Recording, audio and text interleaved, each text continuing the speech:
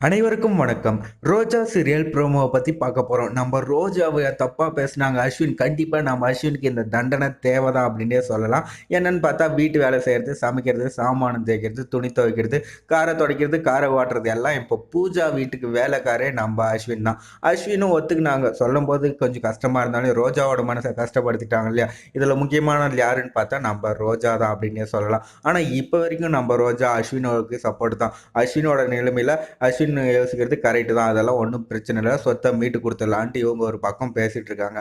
முதல்ல நம்ப அனுவுக்கு சப்போர்ட் பண்ணியிருக்க சாக்ஷிய நம்ம அர்ஜுன் ஒழிச்சு கட்டணும் அப்படின்னு சொல்லிட்டு நீங்க நினைச்சீங்கன்னா, இந்த வீடியோக்கு ஒரு லைக் போட்டுருங்க. கண்டிப்பா சாக்ஷிய தூக்கி இதுல இந்த ரிஜிஸ்ட்ரேஷன் கரெக்ட்டா நடக்கணும். இல்லன்னா இங்க உன்ன கொண்டுட்டு, இங்க வச்சுட்டு எனக்கு பதில் யாருனா போயிட்டு ஜெயில்ல சரண்டர் ஆயிடுவாங்க. பார்க்கறியா? பார்க்கறியான்னு மிரட்டி இந்த ரிஜிஸ்டர நம்ம அர்ஜுன் முடிச்சாருன்னா ரொம்பவே சூப்பரா இருக்கும். இப்போ நம்ம அஸ்வின் வந்து கோர்ட்டுக்கு போறாங்க. ஏன்னா ஸ்டாம்ப் பேப்பர்ல கையெழுத்து போடணும்.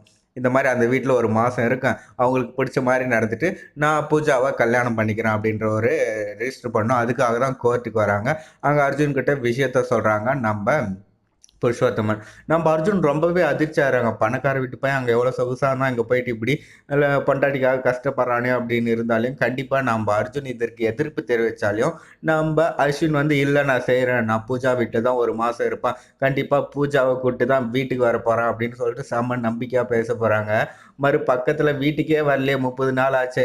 இப்ப அஸ்வின் வீட்டுக்கு போயிடுவாரா இல்லையா அப்படின்றது ஒரு பயங்கரமான ட்விஸ்ட். ஏன்னா இங்க 30 நாள் அக்ரிமெண்ட் ஆயிடுச்சு. அஸ்வின் இப்போ 1 மாசத்துக்கு வீட்டுக்கு வரமாட்டாங்க.